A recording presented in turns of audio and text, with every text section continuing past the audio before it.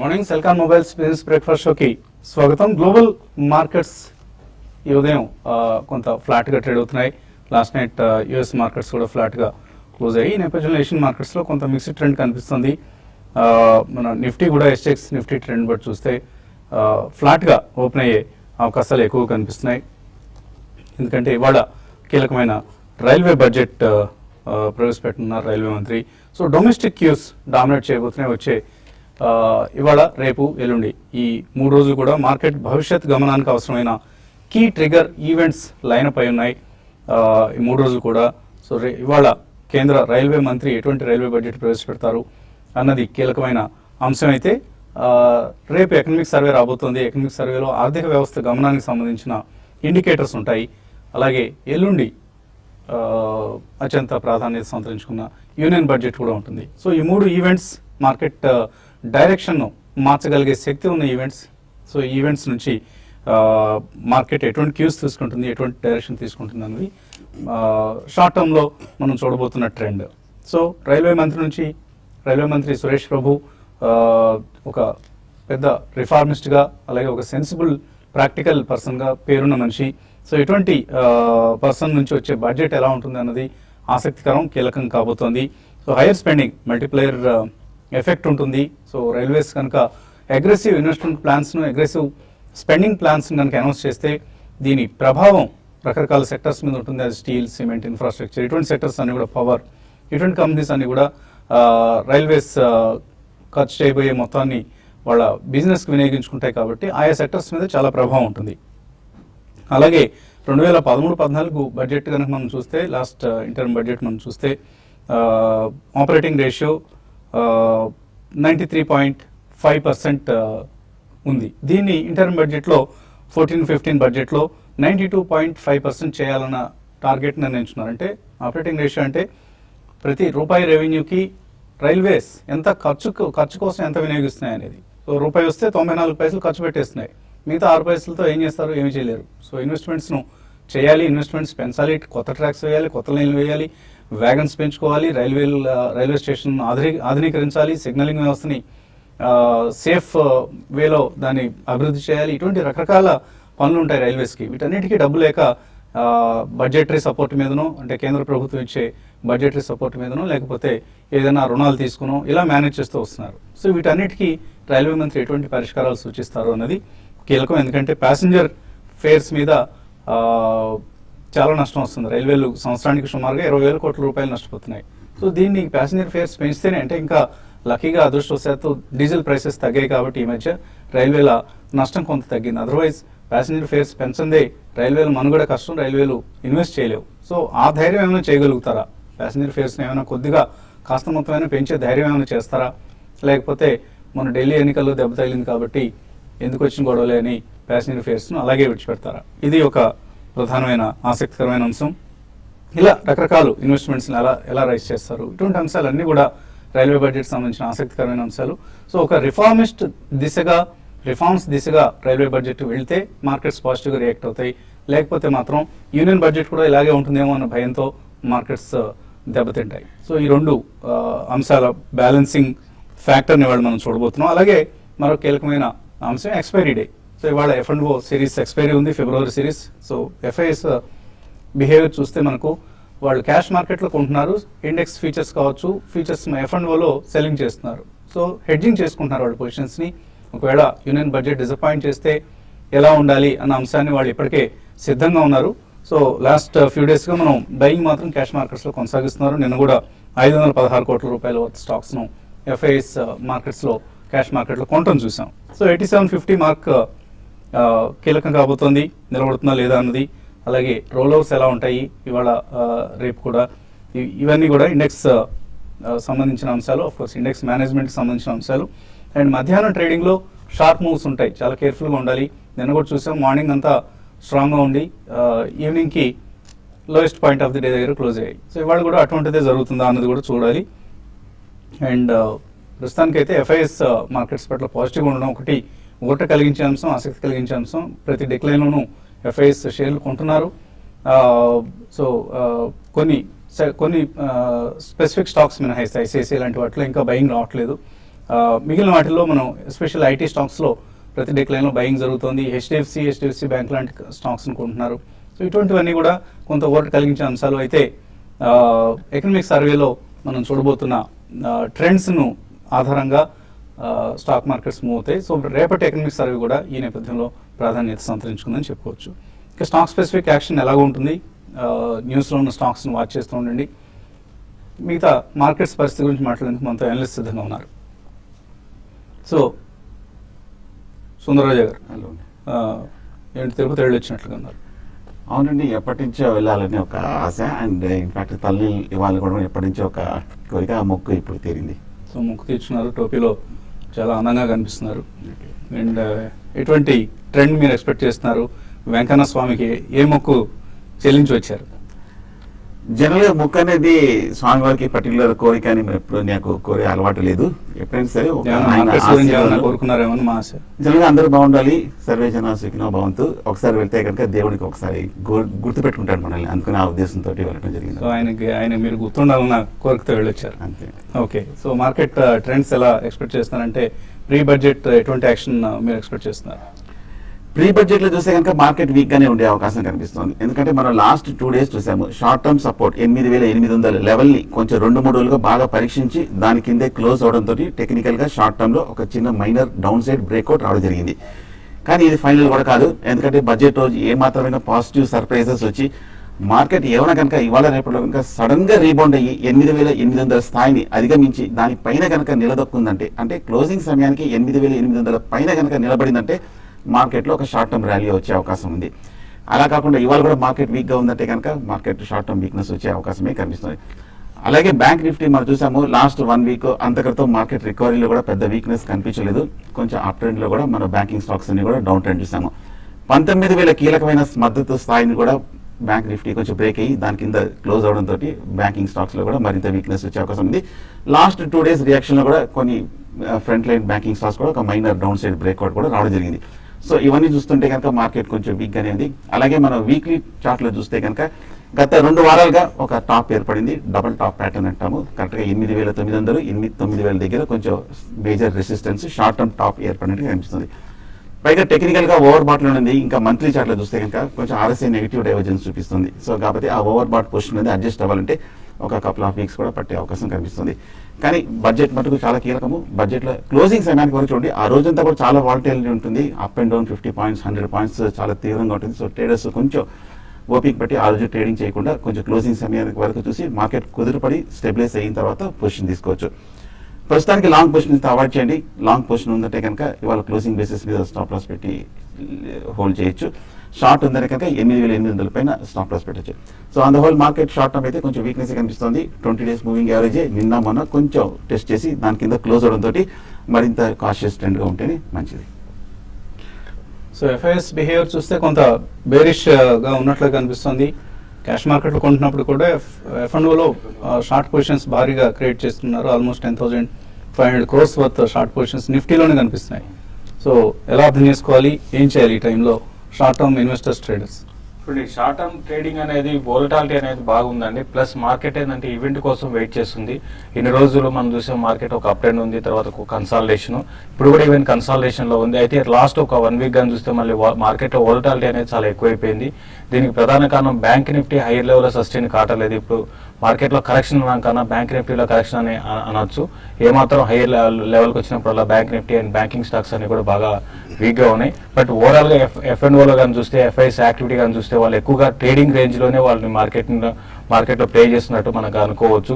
High లెవెల్కి వచ్చినప్పుడల్లా F&Oలో వాళ్ళు లాంగ్ పొజిషన్స్ కట్ చేసుకొని తర్వాత పుట్ ఆప్షన్ తీసుకోవడం, తర్వాత హెడ్జింగ్ స్ట్రాటజీ, ఇటువంటివి వాళ్ళు ఎక్కువ చూస్తున్నాము. తర్వాత హై ప్రీమియమ్స్ ఈ సిరీస్ లో ఉన్నాయి కాబట్టి ఎక్కువ writing, call writing and put writings అనేది నెక్స్ట్ సిరీస్ లో ఎక్కువ జరిగింది. కాబట్టి ఇవన్నీ దృష్టిలో పెట్టుకుంటే బడ్జెట్ తర్వాత మార్కెట్ పెద్దగా అంటే అందరు ఎక్స్పెక్ట్ చేసినందుకు ఒక అప్ సైడ్ కానీ డౌన్ సైడ్ కానీ ఉండకపోవచ్చు.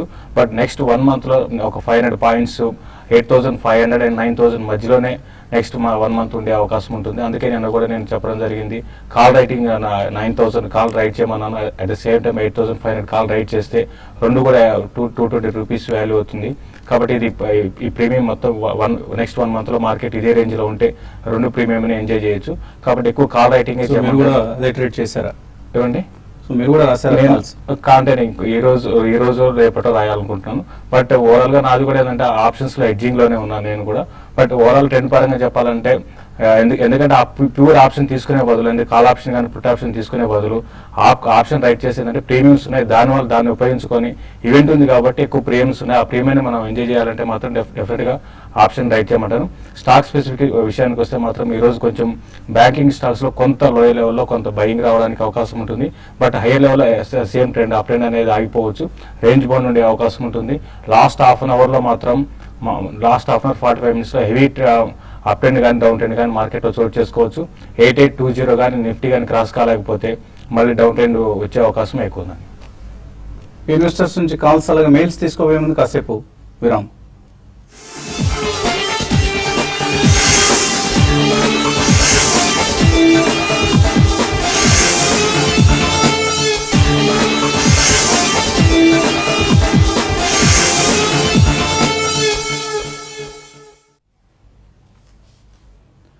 సెల్కాన్ మొబైల్స్ బిజినెస్ బ్రేక్ఫాస్ట్ షోకి తిరిగి స్వాగతం. కాలర్స్ లైన్ ఉన్నారు. ఫస్ట్ కాలర్ గుల్బర్గా నుంచి Sameer. Hello, morning sir. Morning. అడగండి. Good morning sir. అడగండి సమీర్. సార్ ఓకార్డ్ ఈ లెవెల్లో ఎంట్రీ చేయొచ్చా? ఓ కార్డ్ ఎంత టైం ఫ్రేమ్ కోసం అడుగుతున్నారు? 3 months సార్. 3 months తీసుకోవచ్చా ఓ కార్డ్?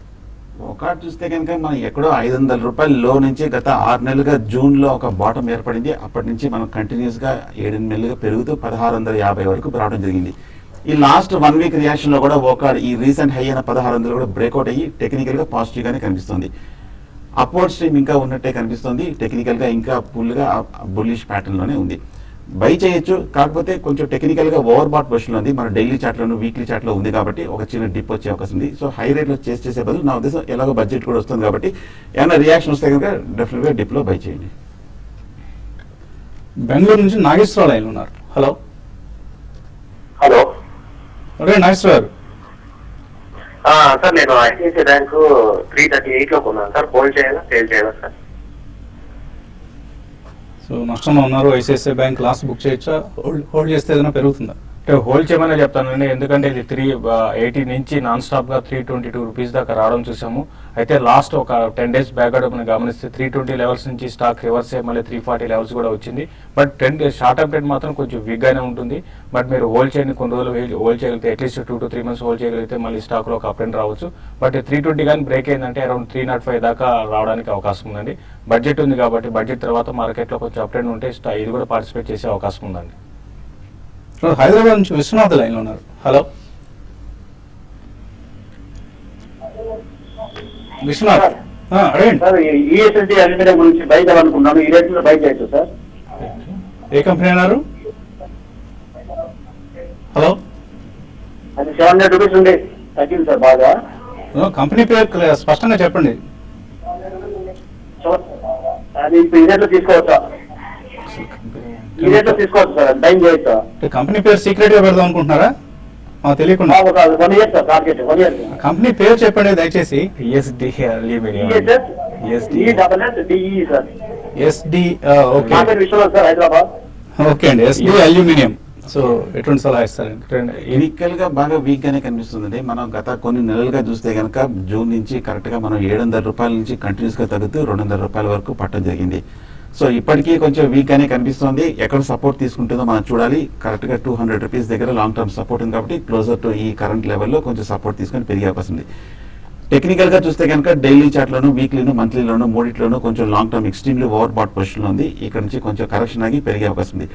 ఫ్రెష్ బయింగ్ అయితే వద్దు. ఏదైనా కొంచెం కన్సాలిడేషన్ అయిన తర్వాత కొంచెం పాజిటివ్ న్యూస్ వచ్చిన తర్వాత కరెంట్ లెవెల్లో బై చేయొచ్చు. షార్ట్ టర్మ్ ఇంకా వీక్ అనేది కొంచెం హై రేట్లో కొన్నారు కాబట్టి కొంచెం ఓపిక్గా వెయిట్ చేయండి. So SD aluminium commodity stock చాలా అంటే నెగిటివ్ సెంటిమెంట్ ఉన్న సెక్టర్ ఇది. కాబట్టి మీరు మీ దగ్గర ఆల్రెడీ 700 కొన్నట్లున్నారు. హోల్డ్ చేయండి ప్రస్తుతానికి. ర్యాలీస్లో ఎగ్జిట్ అయిపోయి ఆ లాస్ని వేరే స్టాక్ ద్వారా దాన్ని కాంపెన్సేట్ చేసుకునే ప్రయత్నం చేయండి. కిరణ్ కుమార్ విజయవాడ నుంచి last caller. Hello. Hello sir, Pipavav defence కొన్నా అండి. అది 80లో తీసుకున్నా 2500. ఎలా? కొద్దిగా రకరకాల వార్తలు ఈ కంపెనీకి సంబంధించి మార్కెట్లో రాజ్యమేలాయి. అంటే Mahindra and Mahindra group by చేస్తుంది, తర్వాత దాన్ని వాళ్ళు డెనై చేయటం, హీరో మోటార్స్ కొనబోతుందని ఇటువంటి వార్తలు రావడంతో బాగా హైట్ అండ్ యాక్షన్ చూసాం. సో ఆ వార్తా ఫ్లో అంతా ఆగిపోయింది కాబట్టి ఇప్పుడు ఎలా రియాక్ట్ అవుతుంది? ఇది రైట్ టైం టు ఎగ్జిట్ అండి. పిపవర్ డిఫెన్స్ రీసెంట్ గా చూస్తే ఈ స్టాక్ లో ఒక మేజర్ అప్ట్రెండ్ ఉంది, ప్లస్ వోల్టాలిటీ కూడా స్టాక్ కూడా అండి. కాబట్టి ఒక రోజు బాగా పెరగడం, తర్వాత పక్క రోజు పడడం ఇట్లా ఉంది. కాబట్టి ఇటువంటివి ఏంటంటే ఇన్వెస్ట్మెంట్ కి అంత అనుకూలంగా ఉండకపోవచ్చు ఇన్ ఫ్యూచర్ లో. దాని దృష్టిలో పెట్టుకుని ఇది ఏంటంటే ఎగ్జిట్ కామని చెప్తాను. ప్లస్ బడ్జెట్ కూడా దీంట్లో పాజిటివ్ రావచ్చు అనే ఉద్దేశంతో కూడా కొంత ఈ స్టాక్ లో లాస్ట్ కొన్ని రోజులుగా యాక్టివిటీ చూసాము. మీరు నా ఉద్దేశం ప్రకారం మీరు రేపు ఈ స్టాక్ లో నుంచి ఎగ్జిట్ కామని చెప్తారండి. ఈమెయిల్స్ అందాయి మనకు. సుధాకర్ రావు అడుగుతున్నారు, జేబీఎం ఆటో, గతి, CCL, Dishman pharma, Berger paints ఇవన్నీ ప్రాఫిట్స్ ఉన్నారట, ప్రాఫిట్స్ బుక్ చేసుకోవచ్చా? జేబీఎం ఆటో తప్ప మిగతా అన్ని కూడా బాగా బులిష్ గా ఉన్న స్టాక్స్ అండి. గటి కానీ సిసిఎల్ కానీ బాగా బులిష్ గా ఉంది. జేబీఎం మటుకు ఈ మధ్య మనం చూసాము స్వల్ప కరెక్షన్ లో చూసాము. కాబట్టి మీరు లో ప్రైస్ లో తీసుకుంటున్నారు, ప్రాఫిట్ లో ఉన్నారు కాబట్టి నా ఉద్దేశం మీరు ప్రాఫిట్ బుక్ చేయాలనుకుంటున్నారు కాబట్టి ప్రాఫిట్ బుక్ చేయండి, మళ్ళీ డిపో వచ్చిన తర్వాత మళ్ళీ బై చేయొచ్చు. సుబ్బయ్య హైదరాబాద్ నుంచి అడుగుతున్నారు, Jain irrigation, GIC housing hold చేస్తున్నారు, స్వల్ప లాభాల్లో ఉన్నారు, ప్రాఫిట్ బుక్ చేసుకోవచ్చు ఇక్కడ? జైన్ ఇరిగేషన్ ఈ మధ్య కాలంలో మీరు తీసుకొని ఉంటారండి, కాబట్టి ప్రాఫిట్ బుక్ చేసుకోమని చెప్తాను. ఇదేందో పెద్దగా పెరిగే స్టాక్ అయితే కనపట్లేదు, మీరు ప్రాఫిట్ బుక్ చేసుకోమంటాను. అలా జేఎస్ హౌసింగ్ ఫైనాన్స్ మాత్రం మీరు హోల్డ్ చేయండి. సుబ్బు తోట ట్రేడింగ్ చేస్తున్నారట, షార్ట్ టర్మ్ ట్రేడర్, ప్రాఫిట్స్ వస్తున్నాయి, మార్కెట్ వోల్టాలిటీ దృష్ట్యా. బ్యాంక్ లోన్స్ వస్తాయా? సో మీ ట్రేడింగ్ ప్రాఫిట్స్కి బ్యాంక్ లోన్స్కి సంబంధం లేదండి. బ్యాంక్ లోన్స్ ఎటువంటి లోన్ తీసుకుందాం అనుకుంటున్నారు అది చెప్పాల్సి ఉంటుంది మీరు. సో మీ ట్రేడింగ్ ప్రాఫిట్స్ దృష్టిలో పెట్టుకుని బ్యాంక్స్ అయితే లోన్స్ ఇవ్వవు, మీరు ట్యాక్స్ పే చేసినా చేయకపోయినా కూడా.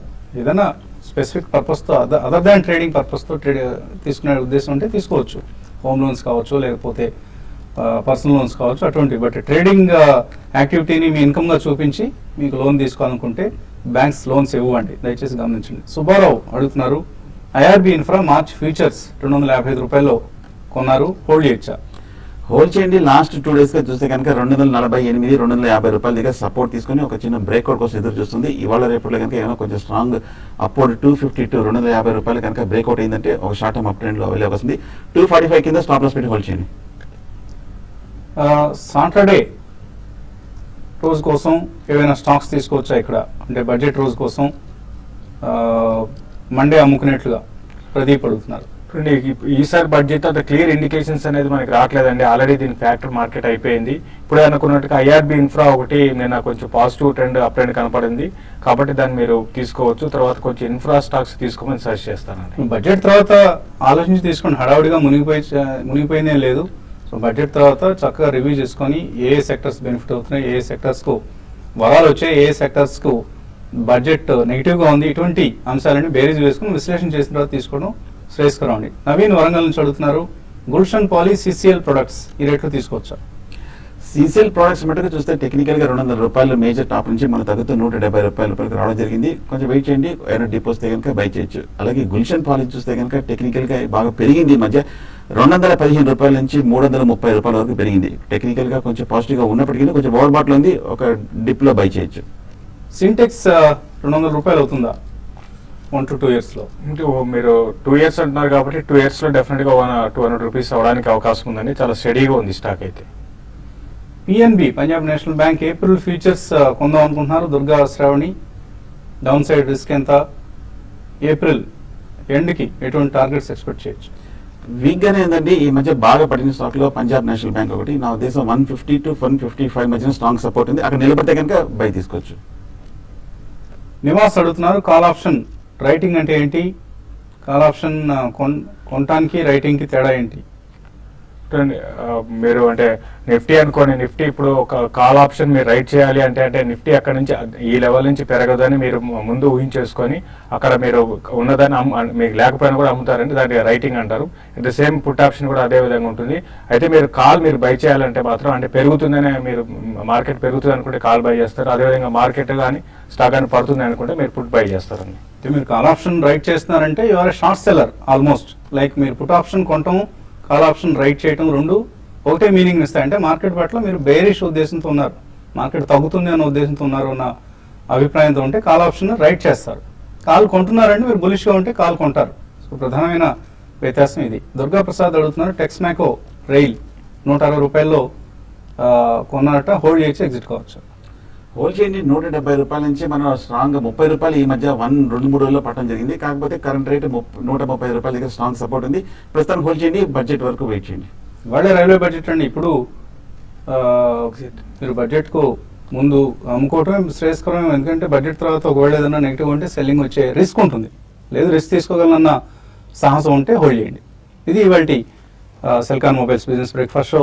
మధ్యాహ్నం 1:30కు స్మార్ట్ ఇన్వెస్ట్లో కలుస్తాం లేదా అనేది రైల్వే బడ్జెట్ తర్వాత ఉండే సంభాషణ, చర్చ ఏదైతే ఉంటుందో ఆ చర్చ కొనసాగిస్తే 1:30 ప్రోగ్రామ్ ఉండదు. ఒకవేళ అటువంటి పక్షంలో రేపు ఉదయం 8:30కు బిజినెస్ బ్రేక్ఫాస్ట్ షోలో మళ్ళీ కలుద్దాం.